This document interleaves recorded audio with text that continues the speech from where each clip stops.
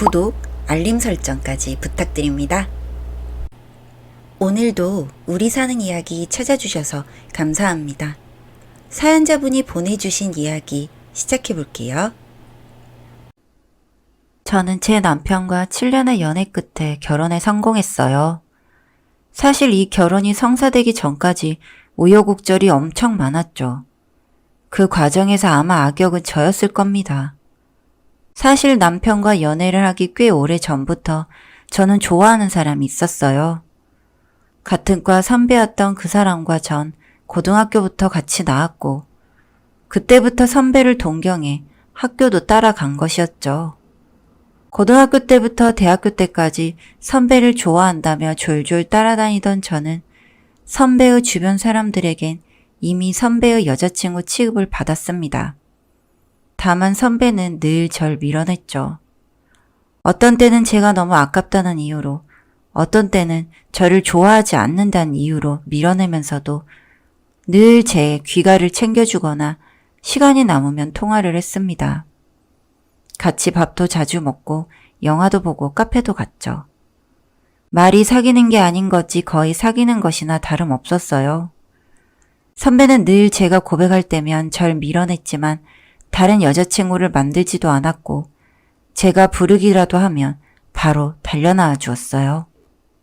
그리고 스킨십 또한 모두 끝까지 했습니다.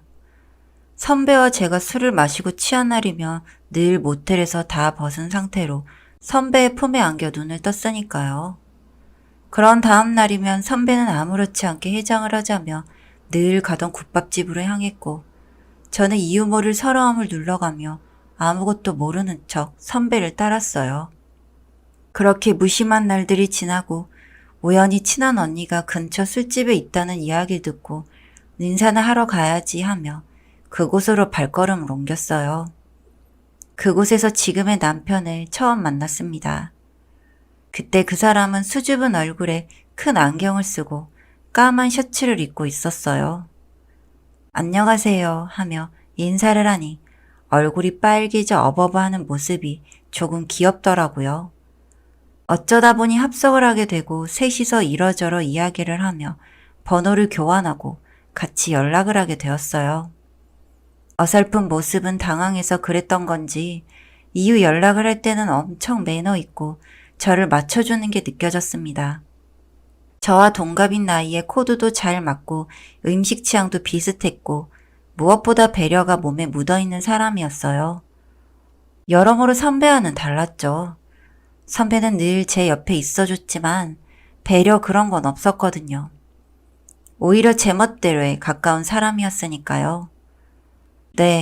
사실 어느 정도 호감을 느꼈던 것 같아요.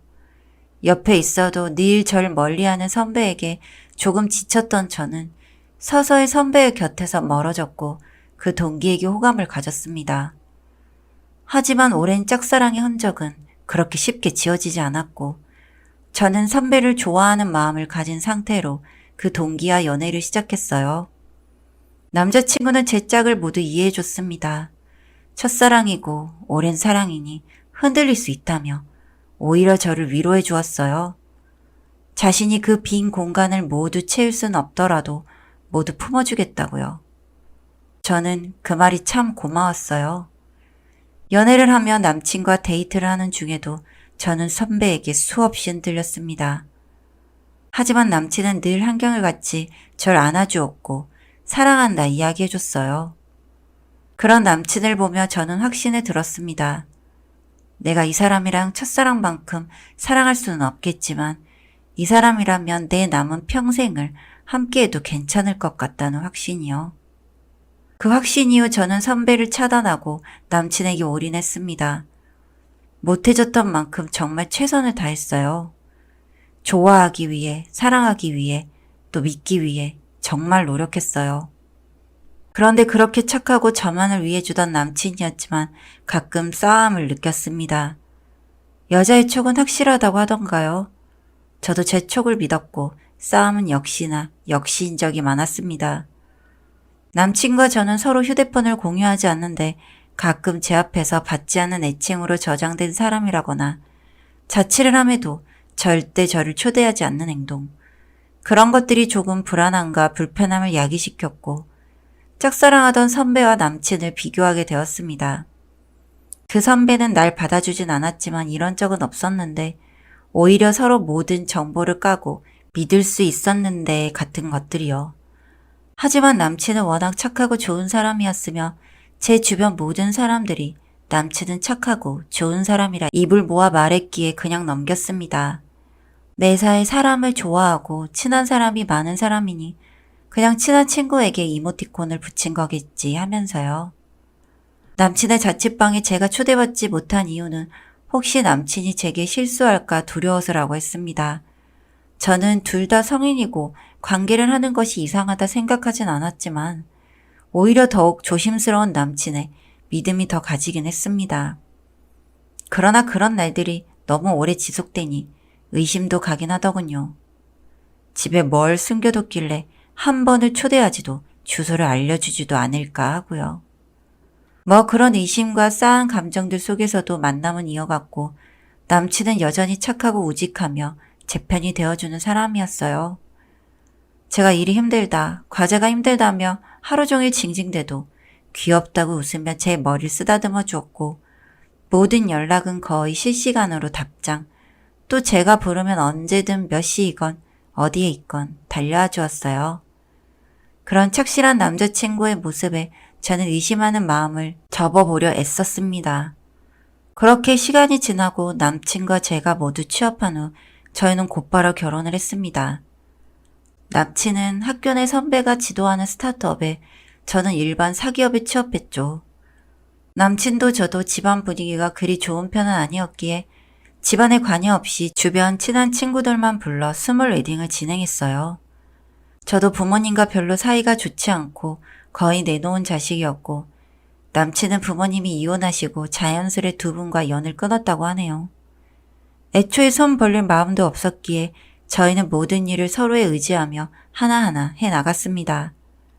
저는 회사에서 제공되는 집을 떠났고 남친은 자취방을 정리한 후 작은 오피스를 텐 투룸에서 신혼집을 시작했어요. 물건도 남친의 자취방, 제가 전에 살던 집에서 대부분 가져왔고 새로 산 건 거의 없었어요. 자취생 대상으로 제공하는 오피스텔이라 어느 정도 옵션이 깔려 있어 저에게는 딱 맞는 집이었죠. 앞으로는 좋은 일들만 있을 거라고 생각했습니다. 착하고 우직한 남편이라면 함께 어떤 풍파라도 맞서 싸울 수 있을 것이라 생각했고요.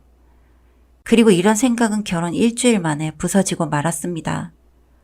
결혼식과 신혼집 이사 등 큰일들을 모두 해결하고 나니 대학 후배로부터 전화 한 통이 왔습니다. 별로 친한 후배는 아니지만 절친 중 한 명과 매우 친한 후배여서 오다 가다 얼굴과 이름은 아는 사이였어요. 그 친구는 제게 할 말이 있다고 오늘 저녁 8시에 학교 앞 카페로 와달라고 했습니다.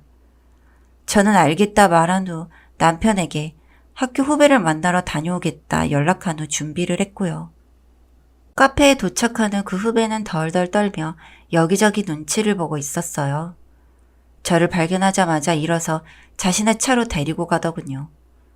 그제서야 안도한 듯 숨을 크게 내쉬고 제 손을 덥석 잡았습니다. 그리고 제게 남편과 결혼한 것이 사실이냐고 물었습니다. 저는 그렇다고 결혼식 초대 못해서 미안하다며 몇몇 친구들과 엄청 작게 치른 것이라 너스레를 떨며 그런데 왜 그렇게 눈치를 보느냐 물었습니다. 그 후배는 지금 본인이 하는 말을 믿건 안 믿건 상관은 없지만 그래도 제가 알아야 한다고 생각해 저를 찾았다고 하더군요. 그 말과 동시에 파일 하나를 제게 줬습니다. 저 이게 뭐지 하고 그 파일을 넘기며 경악했어요. 단 일주일 아니 한 달이라도 아니 차라리 몇 년 전에 알았으면. 그 파일의 내용은 남편의 카톡 내용이었습니다. 친구는 천천히 입을 열었어요. 사실 저 고등학교 때 언니 남편이랑 사귄 적 있어요. 그 사람은 제 학원 선생님이었고요. 영어, 국어, 과외 선생님이었는데 제가 영어 지문을 볼 때면 뜨거운 눈빛으로 늘 저를 바라보고 있었어요. 그 눈빛이 부담스러워 학원을 옮길까 고민했지만 가정 형편이 안 좋은 저희 집을 배려해 그 쌤이 학원비를 절반 넘게 할인해 주셔서 그만둘 수도 없었어요. 수업을 듣다 어느 날 시험이 끝나고 선생님은 술을 한번 먹어보지 않겠냐고 물었어요. 솔직히 당연히 안 되는 건데 그래도 선생님이랑 마시는 거고 저도 술이 궁금했었어요. 학생이었으니까요. 그런데 맥주 한 컵을 마셨을까? 취한 건지 잠에 든 건지 아니면 쌤이 약을 탄 건지 저는 바로 잠들었고 다음날 눈을 뜨니 모두 벗은 상태로 모텔방 아니었어요. 저는 너무 몰라서 선생님께 이게 무슨 일이냐고 물었더니 어제부터 우리 사귀기로 했는데 기억 안 나냐며 그러시더라고요.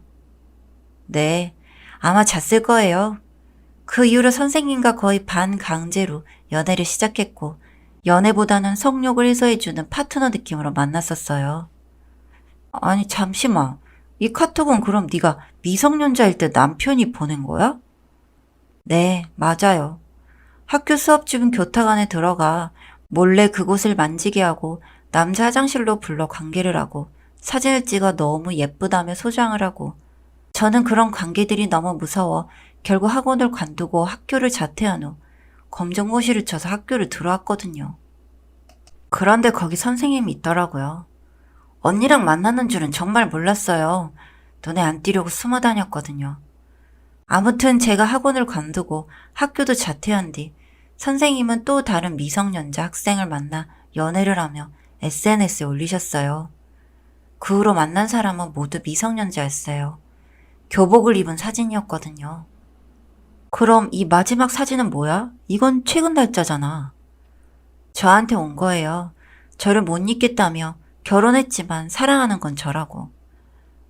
발로 하기 다 더럽지만 저를 못 잊어 저와 비슷한 사람을 만났다고 이야기하더라고요. 저 내용을 받자마자 누구랑 결혼했는지 찾아보고 언니인 걸 안 다음 자료를 정리해서 바로 찾아왔어요. 언니 저도 무서워요. 하지만 언니 남편이니까 언니가 선택해요.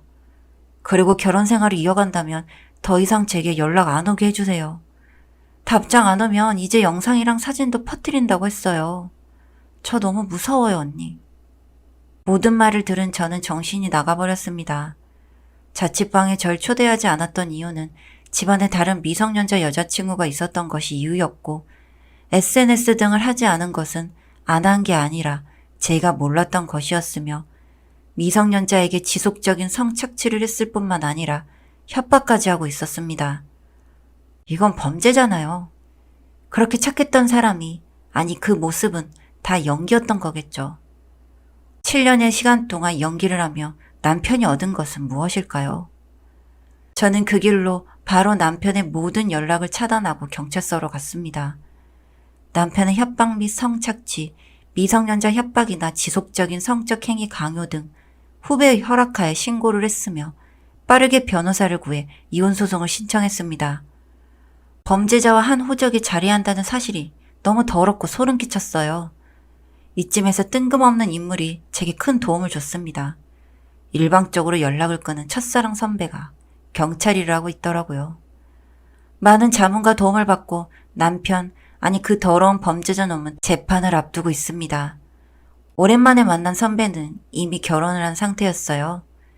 정말 예쁜 아내와 예쁜 두 딸아이를 두고 있었고 제게 정말 미안한 게 많았다며 큰 도움들을 안겨줬어요. 선배 덕분에 저는 안전하게 이혼 및 소송과 고소를 진행할 수 있었고요. 그 더러운 새끼는 당연하게도 학교 및 회사에도 소문이나 본인의 전공을 살린 일은 평생 할 수 없을 듯 합니다. 그 전에 미성년자를 성착취한 범죄자가 세상에 다시 활보할 일도 없겠죠. 평생을 함께할 수 있을 거라 믿었던 남편과는 일주일 만에 모든 결혼 생활을 정리하고 그는 곧 징역을 살게 될 예정입니다. 아마 재판 결과가 분명히 그렇게 나오겠죠. 정말 착하고 좋은 사람이라 생각했었는데 그 모든 것들이 연기, 가짜였으며 뒤에서는 미성년자에게 성착취를 요구했다는 것이 너무 더럽게 느껴졌습니다. 그런 인간을 사랑하려 노력했던 제 자신도 역겹게 느껴졌고요. 만약 후배가 용기를 내지 않았더라면 전 어떻게 되었을까요? 혹시 하는 생각들이 머리를 맴돌지만 애써 무시했습니다. 앞으로 적어도 사랑에 목매며 삶의 이유를 사랑에서 찾진 않을 것 같아요. 혼자 스스로 행복하게 자립할 수 있도록 저 자신을 단단하게 만들 겁니다. 사연은 여기까지였고요. 우리 사는 이야기 시청해주셔서 감사합니다.